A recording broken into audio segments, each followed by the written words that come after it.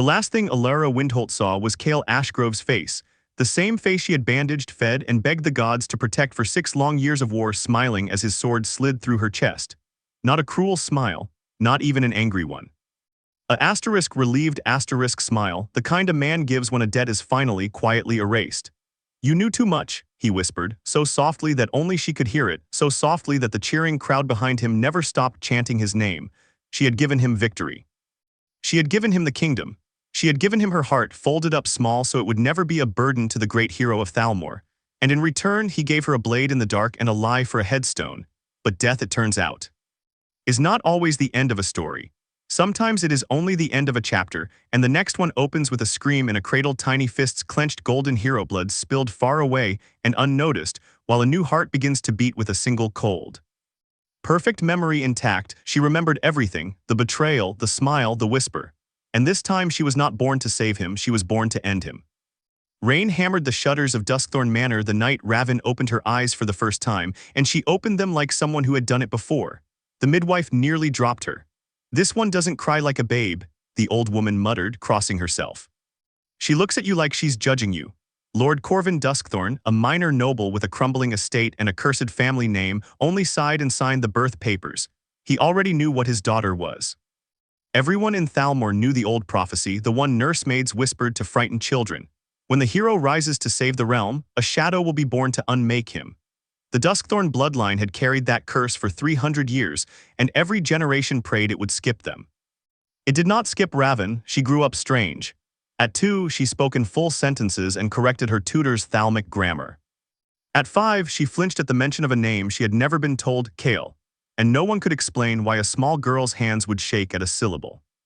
At 7, she stood in the manor's dusty library at midnight, running her fingers along spines of forbidden shadow magic texts that had been locked away for a century, and she read them the way a starving woman eats, fast, desperate, purposeful. Because Raven was not confused. Raven remembered. She remembered warm firelight in a healer's tent on the eastern front, 6 years of nights spent stitching wounds while a golden-haired boy slept safely nearby, protected by her wards. She remembered laughing with him under a broken bridge while arrows whistled overhead, remembered the particular way his voice cracked when he was frightened and pretended not to be. She remembered loving him so quietly that she never once let the words escape her mouth, because heroes were not supposed to be burdened by a healer's feelings. Heroes were supposed to be free to love princesses. And she remembered his hand on the hilt, and his voice in the dark, and the specific, gentle cruelty of that whispered sentence, "You knew too much. What did I know?" She asked the ceiling of her childhood bedroom, aloud at 8 years old, and her old nursemaid Greta found her like that more nights than she could count, a little girl staring upward, murmuring questions to a dead life. "Milady, you talk to ghosts," Greta said once, only half joking. Raven had almost laughed. "I am the ghost, Greta, I just forgot to stay dead." By 10, she understood the shape of what she had to do, and understanding it terrified her more than the memory of dying ever had. Cale Ashgrove was not yet the hero. In this timeline, he was a stable boy's son in the western village of Bramholt, 12 years old, unaware that in 6 more years a shadow worm named Nyxaroth would wake beneath the Ember Mountains, and that fate had already cast him as its slayer. She was not ahead of him by memory alone, she was ahead of him by an entire war's worth of knowledge. She knew which battles he would win by luck rather than skill. She knew which allies would die and which would betray. She knew, above all, that when the war ended and the crown needed someone to blame for the empty treasury and the noble house's broken promises, Cale would not defend the healer who loved him. He would hand her over. He would call it necessity. He would call it the greater good. "You could warn him," said a voice from the shadows of the library one evening when Raven was 12, a voice that did not belong to any living servant of the manor. She did not startle. Some part of her had been expecting this visitor for years, drawn by the shadow texts she had been devouring, texts that were less about spellcraft and more about pacts. "Warn him of what?" she asked coolly, not turning around. "That a worm will wake. He already has that written into his so-called destiny. The prophecy does the warning for me." The shape in the shadows unfolded itself into something like a man, if a man could be made of smoke and old grief. Valith, once a wormkin general, sealed beneath the Ember Mountains for betraying his own kind 3 centuries ago rather than let them slaughter a human village. He had watched her read his people's oldest secrets for 4 years now, testing whether she was a fool chasing revenge or something more dangerous. "Then warn him of you," Valith said. You could still choose peace, little Duskthorn. The curse is not iron, it is a door. You do not have to walk through it. Raven finally turned, and there was nothing childlike left in her eyes at all. He put a sword through my chest and smiled while he did it, she said, and her voice did not shake, which frightened her more than if it had.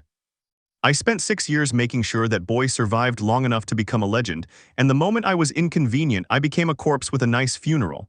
Peace was the first life, Valeth. I already tried peace. I died asterisk of peace. And this life. This life I don't warn anyone. She closed the book in front of her, a treatise on binding oaths of vengeance, the kind that could not be broken once sworn, the kind that cost the caster something precious every time they were used. This life I become the thing he should have been afraid of from the beginning. Valeth studied her a long moment, smoke curling where a face should be. You understand, he said slowly, that hatred carried for 12 years does not stay the same shape as the hatred you felt at the moment you died. It grows roots.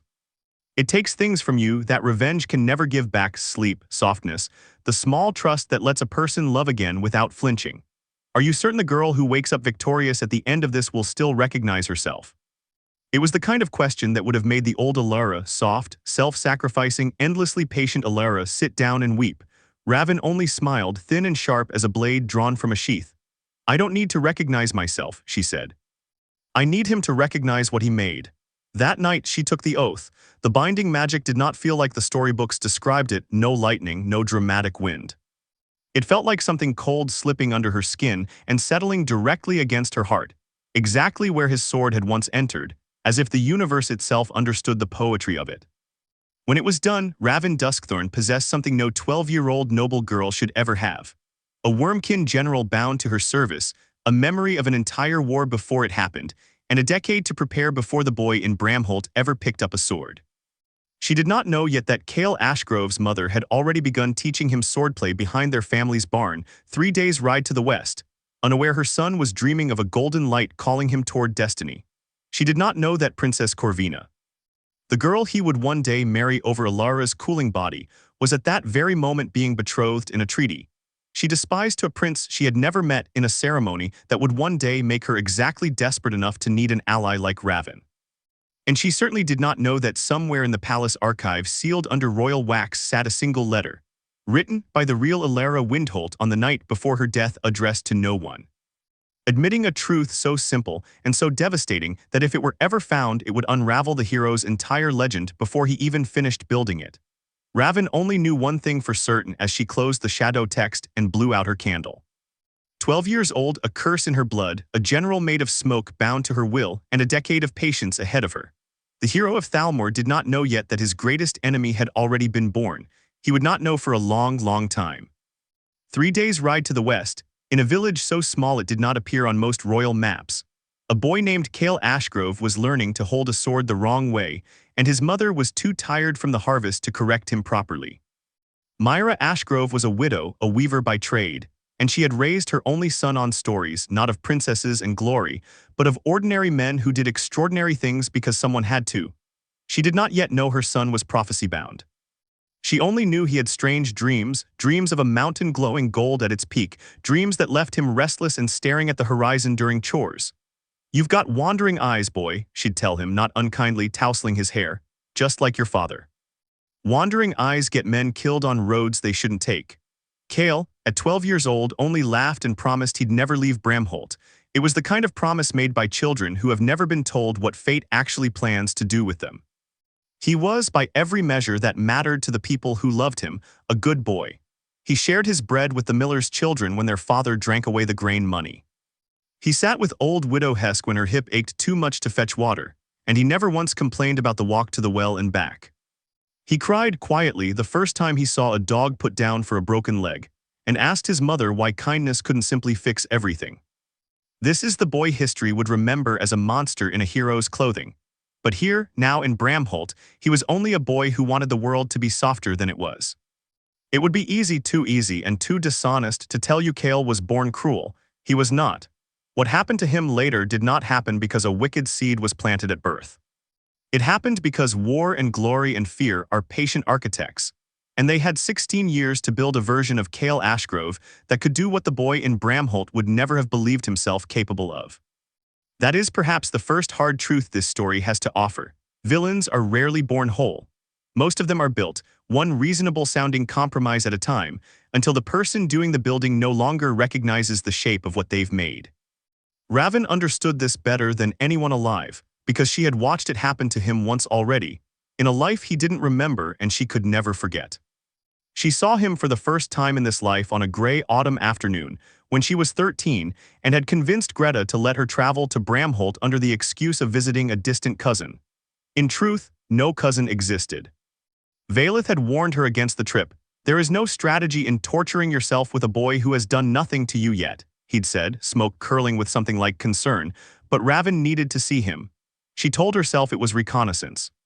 She told herself it was simply confirming the timeline held true. She found him at the edge of the village well, hauling water for the widow Hesk, laughing at something the old woman said, his sleeves rolled up and his hair damp with effort, utterly unremarkable and utterly, achingly familiar. For one terrible moment, standing behind a cart of turnips with her hood pulled low, Raven Duskthorn was not a shadow-cursed noble plotting a decade-long revenge. She was Alara Windholt again, 22 years old, watching a boy she loved laugh at nothing in particular, feeling the old unbearable tenderness rise in her chest like floodwater against a dam that had never been built to hold it back. This is the part no one warns you about, asterisk, she thought, her nails biting crescents into her own palm hard enough to hurt. That hatred and love are not opposites. They are the same wound, just dressed differently, and they never fully stop recognizing each other. She almost turned and left without confirming anything at all. She almost let herself simply watch him be a boy who was kind to old women and shared bread with hungry children, and let that be enough, let the whole terrible plan dissolve into something softer. Then Cale looked up, not at her, not really, his eyes only swept the market crowd the way anyone's might, and for half a second his gaze passed directly across the spot where she stood. And Raven saw it, the faintest furrow of his brow. The small, unconscious hitch in his breath. The way his hand rose almost involuntarily to rub at his own chest, right over the heart, right where, in another life, another timeline. A memory his soul carried even without his mind. A healer's steady hands had once pressed a wound closed and told him he was going to live. He didn't remember her. He couldn't. But some fossil of the bond remained lodged in whatever survives a soul between lives, and it had just reached toward her across a crowded market square without either of them choosing it. Raven turned and walked away so fast that Greta had to jog to keep pace, demanding to know what had frightened her. "Nothing," Raven said, and her voice came out steadier than she had any right to expect. "I confirmed what I needed to confirm." But that night, back in her chambers at Duskthorn Manor, she sat very still in the dark for a long time before she spoke to the shadow gathering in the corner. "Valeth," she said quietly. "I need you to tell me something honestly, and I need you to not soften it. I rarely soften anything, little Duskthorn, it is not in my nature.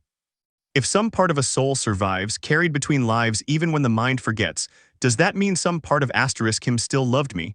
Not the boy who will grow into a hero. Not the man who will kill me again if I let him. Just some buried part underneath all of it." The smoke was silent for a long moment. "Does it matter?" Valeth finally asked. "You are not planning to save the part of him that loved you. You are planning to destroy the part of him that will betray you again. A surgeon does not ask whether the tumor once shared blood with healthy tissue. She only asks whether it will kill the patient if left alone. That's not an answer." "No," Valeth agreed. "It is a warning. The question you just asked me is the first crack in 10 years of resolve. And I have watched enough oath-bound mortals to know exactly what happens to the ones who let that crack widen instead of sealing it shut. Ask yourself which kind of woman you intend to be, Raven Duskthorn, before that market square boy's face starts appearing in the parts of your mind where your plans used to live." Raven said nothing, but she did not sleep that night. And for the first time since taking the oath, some small, treacherous part of her wondered if revenge was going to cost her more than the life she'd already lost to get it, and whether the boy in Bramholt, still years from becoming the man who killed her, deserved to be hated for a crime his current unremarkable well-meaning self hadn't yet had the chance to commit. She would have her answer soon enough, because 3 years later, the mountain in Cale's dreams would finally begin to glow. 3 years passed the way important years always do, quietly, until suddenly they aren't quiet anymore. Raven turned 16 in a manner that had, without anyone in the capital noticing, become something far more dangerous than a crumbling noble house. Behind its ivy-choked walls, she had spent her teenage years doing what the old prophecy never accounted for. She studied. Not just shadow magic, though her command of it had grown terrifyingly precise under Valeth's tutelage, She studied treasury ledgers smuggled out of the capital by a bribed clerk. Studied troop movements recorded by a hired scout. Studied the private correspondence of every noble house whose alliance might matter in the war to come. She studied Princess Corvina most of all, from a careful distance, piecing together a portrait of a girl trapped in a betrothal she despised. A girl whose father, Duke Halric, had orchestrated a wartime political marriage the princess had no say in. And she studied, with a patience that frightened even Vailith sometimes, the exact shape of the conspiracy that had killed her. It had taken almost 4 years of careful digging to understand what she hadn't known while dying, that Kael's blade had not been the whole of it. Kael struck the killing blow, yes. But the poisonous idea that the healer Alara Windholt knew too much, and needed to disappear before she could complicate the kingdom's official version of the war had come from Duke Halric himself. Delivered to Kael through a trusted advisor 2 days before the killing dressed up as a matter of national stability. Kael had not needed much convincing. That Raven had come to understand was its own kind of truth worth sitting with. Sometimes the people who hurt us aren't monsters who invented cruelty on their own. Sometimes they are ordinary people handed a convenient lie by someone more powerful, and they choose the lie because the alternative is harder. It does not excuse the wound. But understanding the shape of a wound is often the only way to make sure you don't bleed out from misunderstanding it. You could destroy Halric alone and let the boy live untouched, Vailith offered one evening, watching her mark another name off a long parchment list. The Duke gave the order. The Duke stands to lose the most. The Duke gave the order, Raven agreed, and Kael's hand held the sword and Kael's mouth said you knew too much, and Kael's face wore a smile while he did it. I have replayed that smile more times than I've had actual conversations in this life, Vailith. I don't need you to remind me who else is guilty. I need you to help me make sure that when this is finished, neither one of them mistakes what happened to me for an acceptable cost of doing business. It was around this time that the letters from Bramholt began. Not letters to her, letters about the region, carried in official military dispatches that her network of bribed clerks intercepted and copied before resealing. The Ember Mountains had begun to glow at their peak, faint and gold, visible for 3 nights running from villages as far as Bramholt. Temple scholars, digging up prophecy scrolls no one had needed to read in 300 years, confirmed what Raven already knew with the certainty of memory rather than research. Nyxaroth the Shadow Worm was waking, and the old bloodline magic embedded in the region had already chosen its champion. Kael Ashgrove, 19 years old now, strong-shouldered from years of hard village labor, dreamed the mountain's summons 3 nights in a row and told his mother he had to go. Myra Ashgrove did not weep in front of him. Raven's scouts reported that she waited until he'd left the house before breaking down at her loom, and that detail, a mother's grief hidden so her son could walk toward destiny without the added weight of her fear, sat uncomfortably close to something Raven recognized in herself. She had done the same thing once, hidden her own fear so the hero could be brave. She wondered whether Myra Ashgrove would end up regretting it as much as Alara Windholt once had. The war that followed moved almost exactly as Raven remembered: the early skirmishes at Thornfield Pass, the disastrous first assault on the Worm's outer lair that cost 11 soldiers their lives due to a commander's overconfidence, the slow assembly of what would become known as the Hero's Company. Raven did not intervene yet. This was the part of the plan that required the most discipline. Watching history repeat its early chapters, exactly letting Kael rise, letting the kingdom fall in love with him. Letting Princess Corvina's betrothal negotiations stall under the pressure of war, all of it building toward the single moment where Raven would insert herself not as a healer this time, but as something the old Alara never had the standing to be: an advisor, a strategist. A noblewoman with resources, magic, and a wormkin general at her disposal, arriving at exactly the moment the crown most desperately needed help it hadn't thought to ask for. She made her first public appearance at court on the same week Kael's company suffered its worst defeat yet, a retreat from the Ember foothills that cost them their supply lines and very nearly cost Kael his life. Saved only by an unnamed soldier's sacrifice that the official reports would later conveniently forget to credit. Raven arrived at the Emergency War Council wearing Duskthorn colors for the first time in public memory, flanked by 2 hired retainers and carrying maps of supply routes that the Crown's own scouts hadn't yet charted. Lady Duskthorn, the aging war minister said carefully, eyeing her family crest with poorly hidden suspicion, the Duskthorn name still carried the weight of the old prophecy after all. Your family has kept to its estate for generations. Why present yourself now? Raven set the maps down on the council table with perfect composure. though her heart was hammering harder than it had at any point in the last 4 years of preparation. "Because your hero is about to lose a war he doesn't yet understand how to win," she said, "and I am the only person in this room who can tell you exactly where Nyxaroth will strike next and exactly why." The room went silent. Duke Halric, older now, more powerful, still utterly unaware that the young woman across the table already knew the precise sound his voice had made ordering her death, leaned forward with dawning, calculating interest. "And how, Lady Duskthorn," he asked slowly, "could you possibly know that?" Raven met his eyes without flinching, and somewhere behind her, invisible to every other soul in the room, Valeth's smoke curled with something that might have been pride or might have been dread. "Because," she said, "I've seen how this war ends before. And I intend to make sure it ends very, very differently this time." The War Council did not believe her, not at first. But desperation is a wonderful softener of skepticism, and after Raven correctly predicted Nyxaroth's second strike 3 days before it happened, down to the hour, down to the exact ridge the Worm scouts would use, even Duke Halric's guarded eyes had begun to calculate her usefulness rather than her danger. She met Cale Ashgrove properly for the first time 4 days later, in a war tent that smelled of mud, blood, and boiled leather, and she had spent the better part of a decade preparing herself for this exact moment. It still nearly undid her. He looked older than the boy at the well in Bramholt. Of course he did 3 years, and a war will age anyone. But the eyes were the same, and worse, the voice was the same, and worst of all, the way he stood when he was exhausted, but refused to show it in front of his soldiers, was exactly the same down to the particular set of his jaw. Raven had spent 6 years memorizing that stance in her first life. Watching it again, unbidden on a body that hadn't yet betrayed her, felt like being handed a knife with the handle facing the wrong way. "Lady Duskthorn," Cale said, extending a hand roughened with sword calluses and campfire burns, "the men are calling you a miracle. I'd like to know how a noble family that's kept to its lands for 3 generations suddenly produced someone who can read Nyxaroth's mind." "I don't read minds, Ashgrove," Raven said, and made herself take his hand, made herself endure the brief, ordinary warmth of his grip without her expression cracking. "I read patterns. Nyxaroth is old, but old things are creatures of habit long before they're creatures of terror. Your predecessors treated this war like a series of battles. It is not. It is one very long, very patient argument the Worm is having with the same weaknesses in every kingdom that came before yours."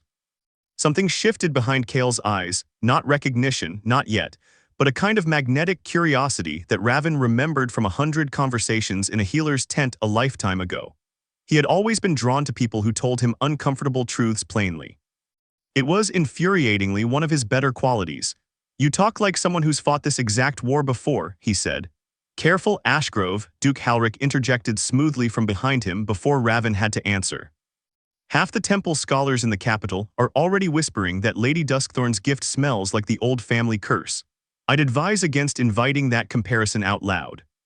Raven watched Cale's face carefully at the mention of the curse, watched for fear, for suspicion, for the beginning of the exact narrative that would one day let him justify killing her without much internal argument. What she saw instead surprised her more than she wanted to admit. Cale simply shrugged, entirely unbothered. "I don't much care where a good plan comes from," he said. "Curse or gift, if Lady Duskthorn can get my men home to their families instead of into unmarked graves, I'll take her counsel over comfortable superstition every single time." It should not have mattered. It changed nothing about what he would eventually become, nothing about the smile he would wear while killing her, nothing about the whispered "you knew too much" that still echoed behind her ribs on bad nights. And yet some small, exhausted, honest part of Raven noted, with something between grief and fury, that this was precisely the quality in him she had fallen in love with the first time. He judged people by what they did, not by what convenient story explained them. It was the very same quality Duke Halric would eventually corrupt into obedience, feeding him just enough convenient stories about a healer who knew too much, that Cale's own good instincts got quietly overwritten by fear dressed up as duty. This is the lesson buried inside all of it, Raven thought later that night, alone in her war tent while Valeth kept watch in shadow form outside. Good instincts don't protect you from bad influence. They only make the corruption slower and crueler because some part of the good person has to be talked out of what they already know is right before they'll do what's wrong. Cale wasn't simply evil, he was persuadable. And persuadable men make the most dangerous soldiers of all, because they'll follow the last convincing voice they heard, straight off a cliff, and call it honor the whole way down. Over the following months, Raven became indispensable in exactly the way she'd planned, advising troop movements. brewing healing drafts more potent than the camp's overworked medics could manage. A bitter irony she allowed herself exactly once in private before locking the feeling away, and slowly carefully positioning herself as the one voice in the War Council Duke Halric could not afford to silence. Because too many soldiers now owed their lives directly to her counsel.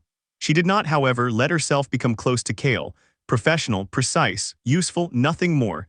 It was a harder discipline than the shadow magic had ever been. The cracks in that discipline began to show the night the hero's company was ambushed at Thornbrook Hollow, a battle Raven remembered clearly from her first life. Remembered as the night Kale took an arrow meant for his second-in-command and nearly bled out before Alara's healing magic reached him in time. This time, she was not a healer bound to save him out of love. This time, she watched from the command tent as the battle unfolded exactly as history recorded it, and she had every strategic reason in the world to let the arrow find him. A dead hero solved several problems at once. It would deny Duke Halric his puppet. It would deny the kingdom its legend. It would, in the coldest possible calculus, avenge her death before the plan even fully matured. She found herself running toward the battlefield anyway, shadow magic crackling at her fingertips, before she'd consciously decided to move at all. "You are not required to save him," Valeth's voice rasped urgently in her mind as she sprinted through mud and chaos. "Little Duskthorn, think, this is precisely the outcome you—" "I know what outcome I need," Raven snapped back, weaving between soldiers, the arrow already loosed, already arcing toward Kale's exposed side as he shielded a fallen comrade. "I need him alive long enough to understand exactly what he's about to lose. Dying quickly is *mercy Valeth. I did not spend 10 years preparing to give that boy mercy." She reached him with barely a heartbeat to spare, her magic redirecting the arrow's path by inches, close enough that it tore his sleeve rather than his ribs. Kale staggered, stunned, staring at the shredded fabric, and then up at the woman who'd somehow crossed an active battlefield to reach him in time. "You," he started, breathless. And for one terrible, electric second his eyes searched her face with an intensity that had nothing to do with strategy, and everything to do with the same buried recognition she'd seen in the Bramholt market 3 years before. "Lady Duskthorn, why does saving my life feel like something you've already done once before?" Raven's blood went cold. Behind her, in the swirling battlefield smoke, Valeth's voice was silent for the first time in years. Because even the old Wormkin general understood that whatever answer she gave in the next 3 seconds would determine the entire shape of everything still to come. "You're bleeding, Ashgrove," Raven said instead of answering, her voice colder and steadier than she felt, already turning to check the wound rather than his eyes. "Sit down before you fall down. Whatever strange feelings a near-death experience is giving you can wait until you're not actively losing blood on my boots." It was, she would think later, the single most Alara Windholt sentence she had spoken in 16 years of being Raven Duskthorn, brisk, deflecting, wrapping care in irritation so the care itself never had to be named. Kale let out a short, surprised laugh despite the blood soaking through his ruined sleeve, and something in his expression eased, some tension she hadn't realized she'd been watching for. "Fair enough," he said. And the moment passed, filed away rather than pursued, though Raven noticed, with the particular dread of someone watching a fuse burn toward a powder keg, that he did not entirely stop looking at her differently after that night. This is perhaps the second hard truth this story has to offer. The past does not stay buried simply because we've decided not to speak of it. Old bonds leave grooves in a soul the way rivers leave canyons in stone, and even when the water dries up, even when the mind forgets the exact shape of the flood that carved them, something in the landscape still remembers where the water used to run. Raven had built 10 years of careful, disciplined revenge on the assumption that she alone carried the memory of who they had been to each other. She was only now beginning to understand how badly she'd underestimated what a soul carries forward even without the mind's permission. She threw herself into strategy with renewed, almost frantic focus after that, anything to avoid sitting with the uncomfortable tenderness that kept trying to surface whenever Kale was near. She courted alliances instead. Word had reached her, through a servant sympathetic to the princess's plight, that Corvina had begun quietly resisting her father's marriage plans, delaying the betrothal to the War Prince of Aldenmere by any diplomatic excuse she could invent. Raven recognized an opportunity when she saw one, and arranged, with meticulous care, to be seated beside the princess at the next War Council banquet. Corvina Halric was, Raven discovered within the first 10 minutes of conversation, nothing at all like the poised, contented bride Alara had bitterly resented in her first life. She was sharp-tongued, quietly furious at her circumstances, and desperately lonely in a way the old prophecies never bothered to mention about princesses. "Everyone assumes I want this," Corvina said flatly over wine she barely touched, watching her father laugh with a cluster of generals across the hall. "The marriage. The war hero husband my father's already half promised me to, as if I'm a treaty clause instead of a person. No one's asked me a single question about what I actually want in 4 years of negotiations. What do you actually want?" Raven asked and meant it. The question wasn't strategy, not entirely, though she noted with some discomfort how easily the two motives, genuine curiosity and calculated alliance building, had begun blurring together in her. Corvina looked at her for a long moment, surprised, as if the question itself was a foreign object she didn't quite know how to hold. "I want to matter for something I chose," she finally said, "not something my bloodline arranged for me before I could talk." It was, Raven thought, an answer that could have come from her own mouth in another life, and the recognition settled something between them faster than any calculated flattery could have managed. Over the following months, an unlikely friendship grew between the cursed noblewoman and the trapped princess, one built, Raven told herself firmly, on mutual usefulness. Corvina had access to the palace's private correspondence, including her father's sealed archive. Raven had the patience and the magic to help Corvina quietly delay a marriage she despised. It was, on paper, an alliance of convenience. It did not feel entirely like convenience by the 3rd month when Corvina laughed, genuinely laughed. For what she admitted was the first time in years. At one of Raven's dry observations about a particularly pompous visiting duke, and Raven found herself smiling back without any calculation in it at all. "This is the danger no strategist warns you about," she admitted to Valeth one night, staring at the ceiling of her tent long after the camp had gone quiet. "You cannot spend years pretending to care about people for the sake of a plan without some of the pretending becoming real. I did not intend to actually like her, Valeth. That was never part of the design." "Very little that matters was ever part of the original design," Valeth replied, smoke settling in the corner like an old man lowering himself into a familiar chair. "That is the flaw in every revenge plot ever conceived by a mortal little duskthorn. You assume you can move through a decade of human lives like a queen sliding pieces across a board, untouched by the wood and the ivory. But you are not moving pieces. You are moving people, and people have this irritating habit of moving you back." It was through Corvina, 3 weeks later, that Raven finally found what she had spent a decade searching for. The princess arrived at Raven's tent late one night, pale and shaking, a sealed letter clutched in one trembling hand. "I found this in my father's private archive," Corvina whispered, pushing the door shut behind her. "I wasn't looking for it. I was looking for the Aldenmere Treaty drafts, and I found this instead, sealed with royal wax dated 16 years ago, and Raven, I think you need to see it before I lose my nerve and burn it." Raven's hands did not shake as she took the letter, though every instinct she'd spent 16 years disciplining screamed that they should have. She recognized the handwriting on the outer fold before she even broke the seal. It was her own. The letter Alara Windholt had written the night before her death. Her hands trembled now, finally, 16 years of careful discipline forgotten in the candlelight, as Raven unfolded a letter written by a version of herself who had not yet known she was about to die. "If anyone ever finds this," the letter began, in handwriting Raven recognized as her own from a lifetime. "Literally, ago, I need someone to know the truth before Halrich's men rewrite it. I found the ledgers 3 weeks ago hidden in the supply requisition archive. Duke Halrich has been skimming war fund gold meant for soldiers' wages and burial rites for the fallen, funneling it into private accounts in Aldenmere under false merchant names. I confronted him quietly, hoping he would correct it himself rather than force a scandal the kingdom cannot afford mid-war. He smiled at me the way men smile at problems they've already decided how to solve. I should have been more afraid of that smile than I was." Raven's throat tightened. Corvina, watching her face, sat down slowly across from her without a word.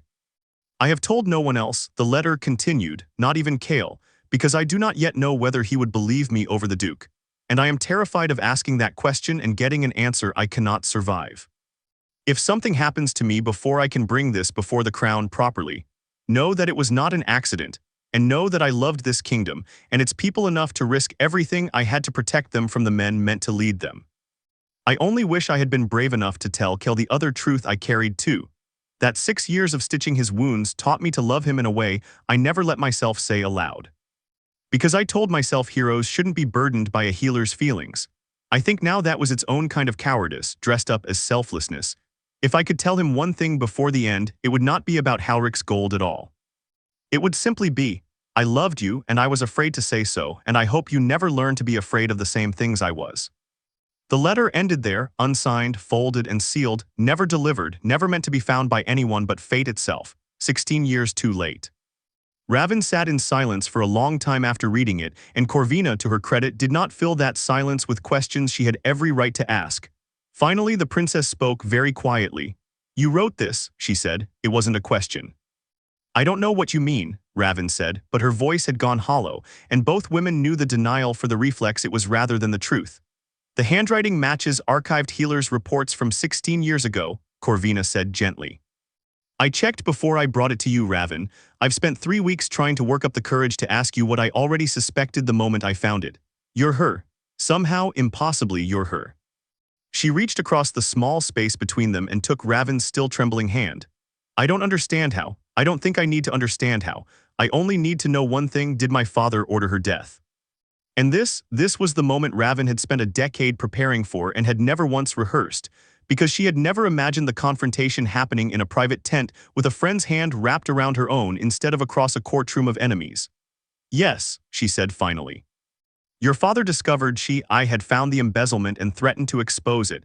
He convinced Kale that silencing me was necessary for the kingdom's stability. Kale believed him. Kale held the sword. Corvina's face crumpled, grief and betrayal and shame moving across it in waves. My father is a thief and a murderer, she said, and I have spent 4 years resenting my own life while he built his fortune on the graves of soldiers who trusted the crown to bury them with honor.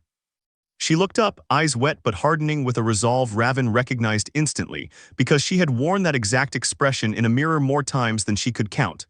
What do you need from me, Raven? Whatever it is, I mean it. Here was the moment the old plan called for: calculated gratitude, careful use of a valuable new asset. Another piece moved skillfully across the board. Instead, Raven found herself simply squeezing the princess's hand back and telling her something closer to the truth than strategy required.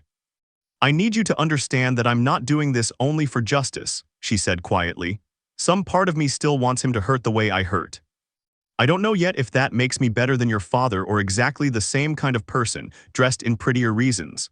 Corvina considered this with the same unflinching honesty she'd shown all evening. My father would never ask himself that question, she said finally.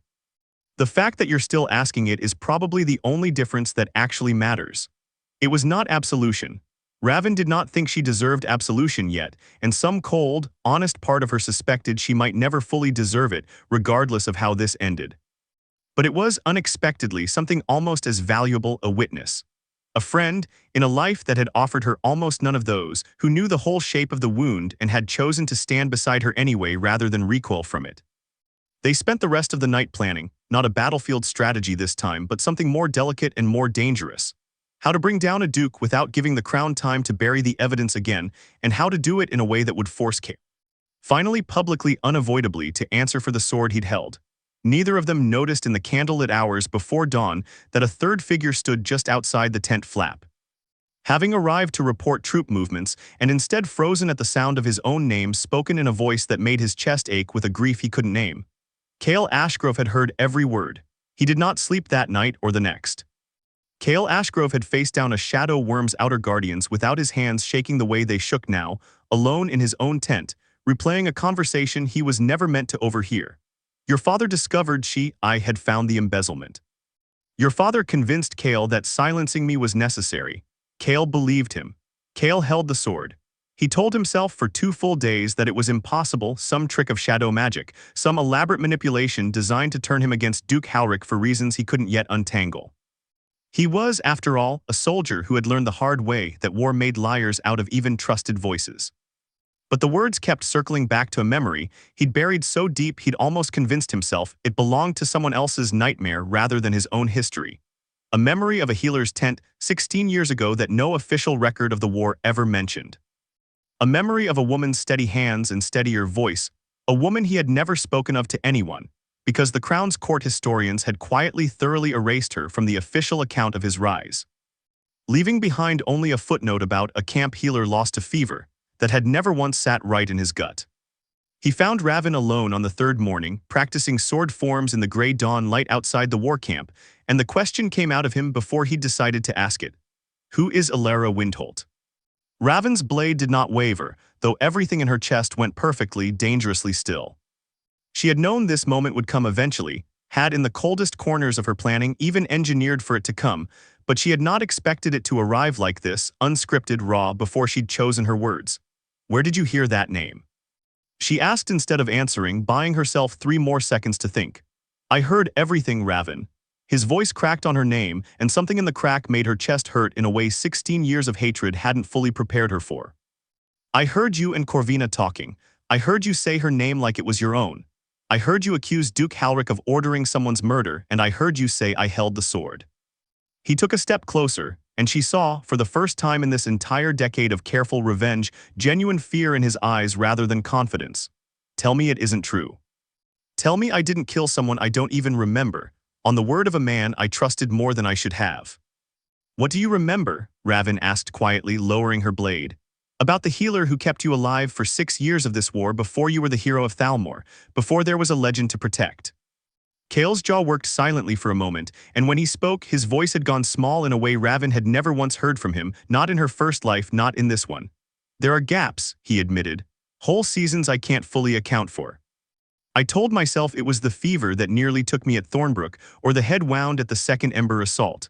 I never let myself look at it too closely because every time I tried I felt. He stopped, swallowing hard. I felt like I was standing at the edge of something I'd done that I didn't want to know the shape of. Her name was Alara Windholt, Raven said, and found to her own surprise that her voice did not shake even now. She was a healer assigned to your company at 17 years old. She kept you alive through 6 years of war using every scrap of skill and magic she had, and she asked for almost nothing in return, because she'd convinced herself that heroes shouldn't be burdened by an ordinary woman's feelings. She found evidence that Duke Halric was embezzling war funds. She confronted him privately, hoping to give him a chance to correct it. He convinced you, through an advisor you trusted, that she had become a danger to the kingdom's stability, that her death was a necessary, quiet cost of protecting the crown's legend during wartime. You believed him. You went to her tent one night and you put a sword through her chest, and you told her very softly that she knew too much. She watched every word land on his face like separate physical blows. And then the court historians erased her so thoroughly from the official record that even you, the man who killed her, managed to convince yourself for 16 years that it never happened at all. Kale made a sound that was not quite a word, something torn out of him from somewhere far below language, and sank to his knees in the wet grass as if his legs had simply stopped agreeing to hold him upright. That's not I would never, he looked up at her, tears cutting clean tracks through the dust on his face. How do you know all of this? How do you know exactly what I said to her, word for word, when even I couldn't remember it until 3 days ago? This was the question, the one she had built 10 years of armor specifically to survive. Raven looked down at the broken, grieving man kneeling in front of her, the same man who would, in another version of events, smile while killing her, and made a choice that surprised even Valeth, watching in shadow form from the tree line. She knelt down until they were eye level and let the last of her careful mask fall away. Because I was there, Kale, she said quietly. Because I am her. Because whatever brought me back gave me a new name and a new bloodline and 16 years to prepare. But it could not give me back the 6 years I spent loving you before you put a sword through the exact center of my chest and told me very gently that I knew too much. The silence that followed was the longest of Raven's 2 lives combined. Kale did not move, he did not speak. He simply stared at her, at the woman he'd known for less than a year in this life, whose face bore no resemblance whatsoever to the healer he was only now beginning to fully remember, and something in his expression broke apart and reassembled itself into a grief so total that Raven, despite 10 years of careful hatred, felt her own resolve waver dangerously at the sight of it. Somewhere behind them, unseen, a Duke spy who had been trailing Kale's movements for weeks finally slipped away into the dawn mist, having overheard more than enough to change the entire shape of the war still to come. Duke Halric received his spy's report by candlelight, and unlike the panic Raven might once have hoped for, he simply set down his wine, folded his hands, and began, with the calm efficiency of a man who had survived 30 years of court politics, to plan. So, he murmured to himself, the little Duskthorn curse has a face after all. He had suspected something unusual about Raven from the First War Council. No untested noble family produces a strategist of her precision overnight. And the old prophecy about a duskthorn shadow rising against the hero had crossed his mind more than once only to be dismissed as superstition unworthy of a rational man's attention. He regretted now dismissing it. He did not regret, even slightly, the order he'd given 16 years ago.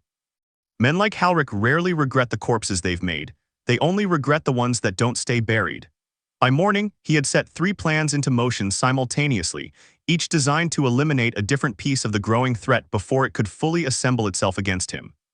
The first, a formal accusation of shadow-cursed treachery against House Duskthorn, to be raised before the full War Council, timed precisely to discredit any claim Raven might make before she had the chance to make it.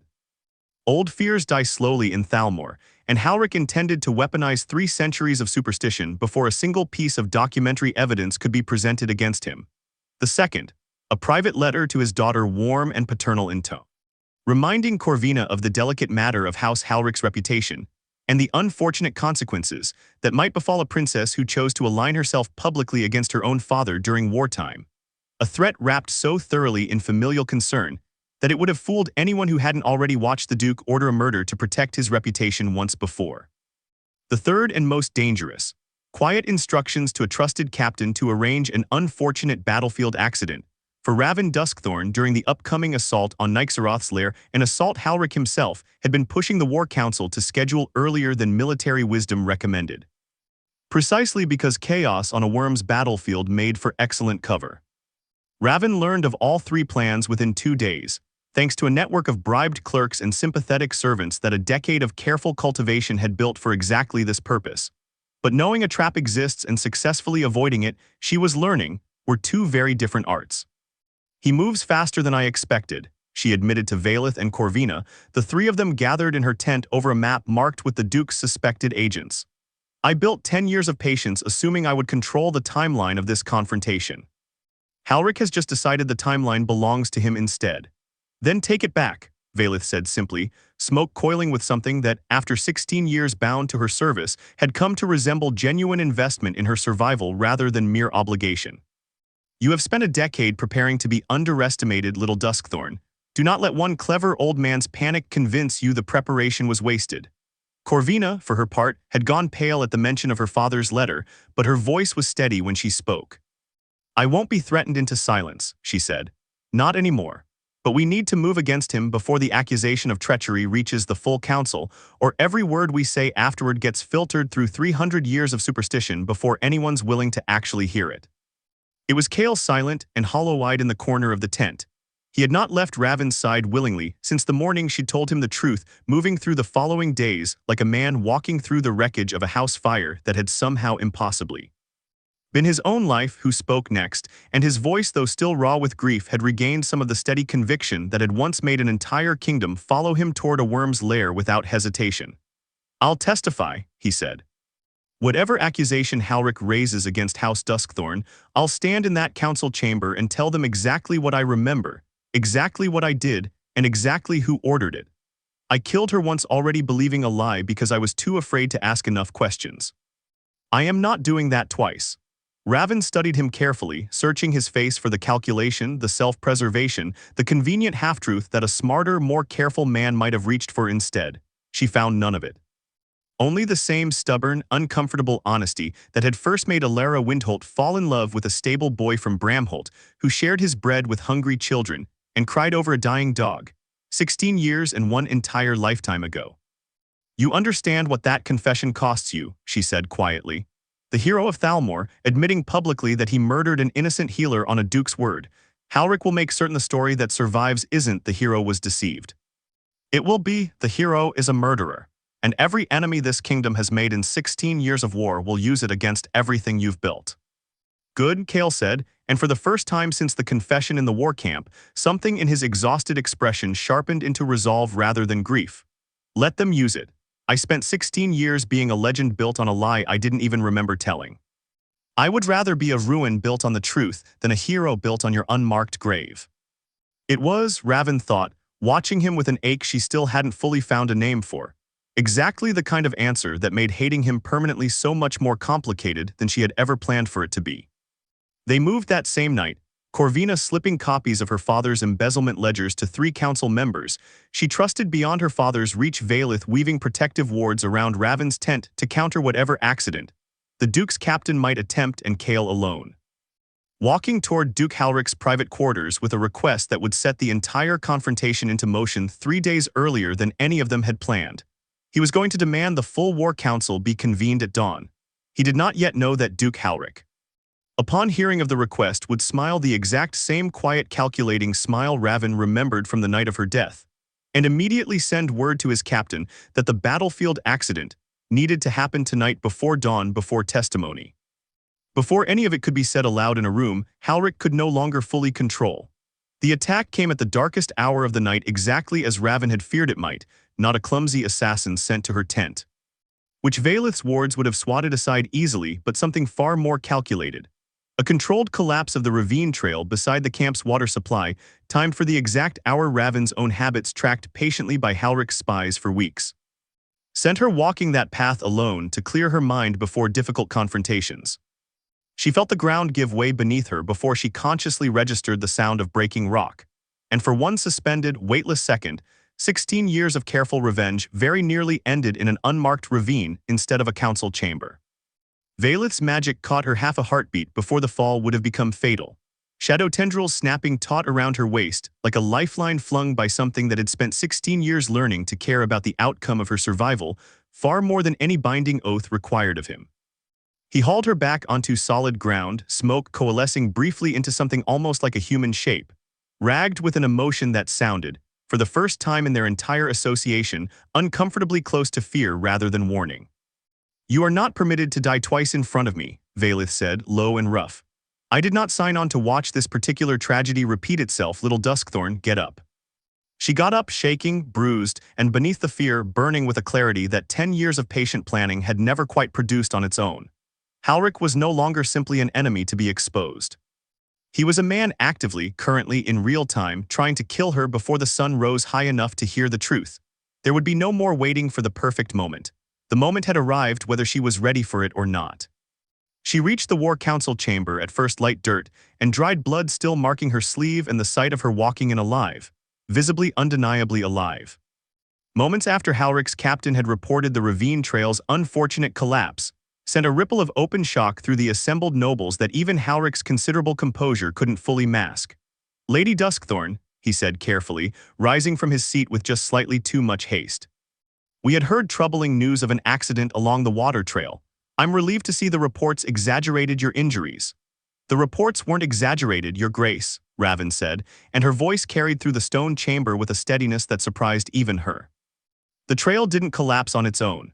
Your captain arranged it, on your orders, timed precisely to prevent this council from hearing testimony you knew was coming this morning."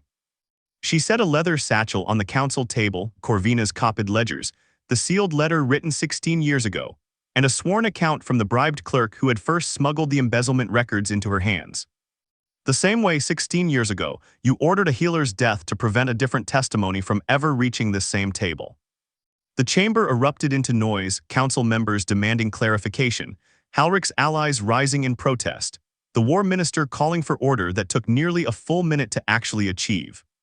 Through all of it, Halrich's face cycled rapidly through outrage, denial, and finally, as Cale rose from his own seat to stand beside Raven, something that looked, for the briefest moment, like genuine fear. "I have something to add," Cale said, and the chamber quieted instantly, because whatever else had changed in 16 years of war, the hero of Thalmor's voice still commanded a room the way few others could. 16 years ago, on Duke Halrich's advisement, I killed a healer named Alara Windholt, because I was told she had become a danger to the kingdom's stability during wartime. I have spent this war believing that decision was necessary, when it was, in fact, a murder committed to protect this man's embezzled fortune. I am not proud of what I did. I did it believing a trusted voice over my own conscience, and I have paid for that mistake in ways I am only now beginning to understand. But I will not compound that mistake by staying silent while the same man tries to arrange a second murder to protect the first." Duke Halrich's composure finally completely cracked. "This is absurd," he snapped, rising fully to his feet. "A cursed noblewoman and a hero destabilized by battle fatigue, conspiring against a loyal servant of the crown based on forged letters and a dead woman's supposed handwriting. I demand "You demand nothing, Halric," came a new voice from the chamber doorway, and every head turned as Princess Corvina strode into the room. Flanked by two council members Raven recognized as the ones she'd trusted with the ledgers the night before, both now carrying additional documentation of their own. "I am your daughter, and I have spent 4 years being told what to want, what to believe, and what to stay quiet about for the good of this family's reputation. I am done staying quiet." She placed her own copy of the ledgers beside Raven's satchel, hands trembling but voice unwavering. "These are your accounts, father, your seal, your hand. 16 years of stolen war funds meant for dead soldiers' families and a murder to cover the theft. I will not inherit this legacy silently." The silence that followed was total, and into it Duke Halric, cornered, exposed, 3 plans collapsed in the space of a single morning, did the one thing none of them had fully prepared for. He lunged for the ceremonial blade mounted on the council chamber wall, and turned it not toward Raven, not toward Kale, but toward his own daughter, snarling something about traitors and legacy, and the price of disloyalty that none of them would ever fully remember clearly afterward. Because everything that happened in the next 3 seconds happened too fast for memory to hold steady. Raven moved before conscious thought caught up with her body, shadow magic snapping across the chamber, in a dark ribbon that wrapped around Halric's wrist a half-second before the blade could reach Corvina's throat. The Duke's arm wrenched sideways, the ceremonial sword clattering uselessly against stone, and the man himself staggered, gasping, as 16 years of carefully suppressed shadow power finally, fully answered its wielder's call in front of an entire council of witnesses. For one long, ringing moment, the chamber held its breath, waiting to see what the cursed Duskthorn heir would do with a fully cornered, fully exposed murderer at her mercy. A blade's width from where her own vengeance had for a decade imagined this exact ending playing out in blood. Raven looked at Duke Halric, pathetic, now wheezing his composure, and his power both stripped away in the same 3 seconds, and found to her own genuine surprise that the killing blow she'd rehearsed in her mind 1,000 times over 10 years of patient hatred no longer felt like justice. It felt like exactly the kind of ending that would make her indistinguishable from the man crumpled in front of her. "Valith taught me something important," she said, quiet enough that only the front rows of the council could hear, though her voice carried in the dead silence regardless. "A surgeon doesn't hate the tumor. She simply removes it so the rest of the body can heal." She released the shadow binding on Halric's wrist and stepped back, letting 2 of the council's own guards move forward to restrain him instead. "You don't deserve the mercy of a quick ending, Your Grace. You deserve to live long enough to watch this council strip every title, every coin, and every scrap of the legacy you murdered to protect, and to understand every single day for the rest of your life that the daughter you threatened is the one who ultimately took it all away from you." Corvina, shaking but upright, met her father's eyes without flinching as the guards led him from the chamber, his protests dissolving into the kind of hollow, powerless noise that men like Halric only ever make once the room has finally, fully stopped listening to them.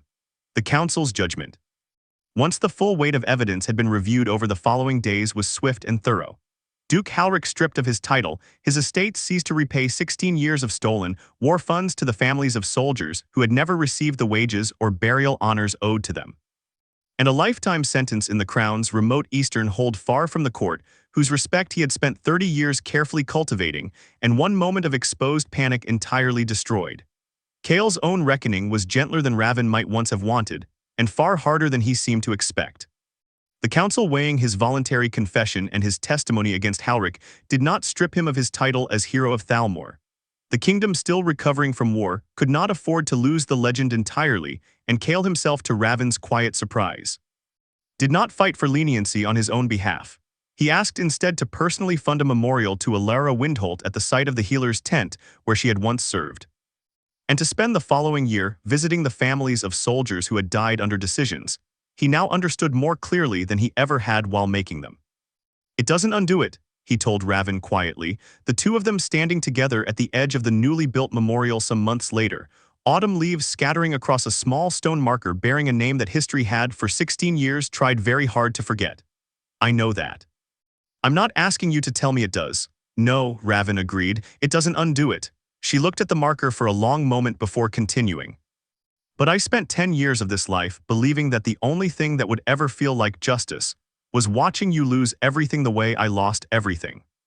And now that I've had the chance to actually do it, to watch you exposed, humbled, grieving, genuinely remorseful in a way I never once let myself imagine you capable of, I find that it doesn't feel the way I expected it to feel." How does it feel? Kale asked, and there was real fear in the question, the fear of a man who had already learned brutally what it cost to avoid uncomfortable truths. Quiet, Raven said finally. Not empty, just quiet. Like a wound that's finally allowed to close instead of being picked at every single day for a decade. She turned to face him fully. I don't know if I forgive you, Kale. I'm not sure forgiveness is even the right word for whatever this is. But I know that the woman who died hating no one and the woman who spent 10 years building a life entirely around hatred were both incomplete versions of who I actually am. I think I'd like to try being something else now, not for your sake, for mine.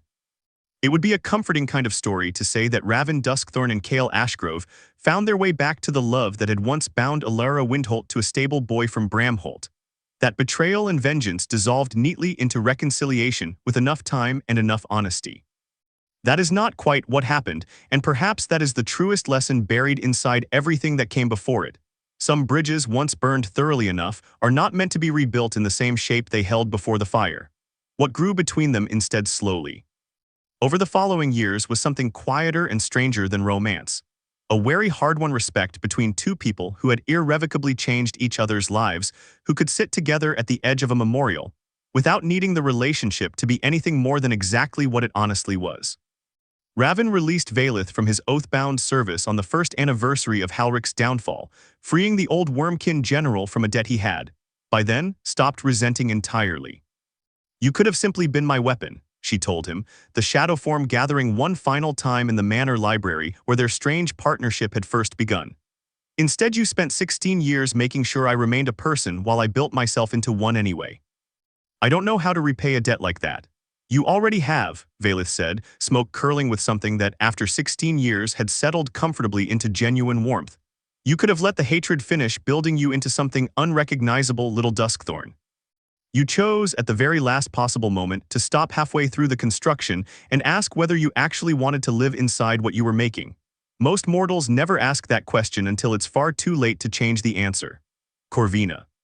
Freed from her father's shadow and the marriage she had never chosen, took her house's remaining lands and rebuilt them into something entirely her own, and remained for the rest of Raven's long and strange life the truest friend either woman had ever known, proof. If either of them had needed it, that the family we choose can matter more than the bloodline we're born into. And Raven Duskthorn, once Alara Windholt, once a betrayed healer whose murder history had tried to erase entirely, lived on as neither the vengeful shadow the old prophecy had promised nor the endlessly self-sacrificing woman she had once been, but as something harder won and more honest than either. A woman who had learned the hardest possible way. That surviving your own death is only the beginning of the real work, and that the truest revenge against anyone who ever tried to erase you is simply this: to remain stubbornly, completely, unmistakably yourself long after they believed you gone for good.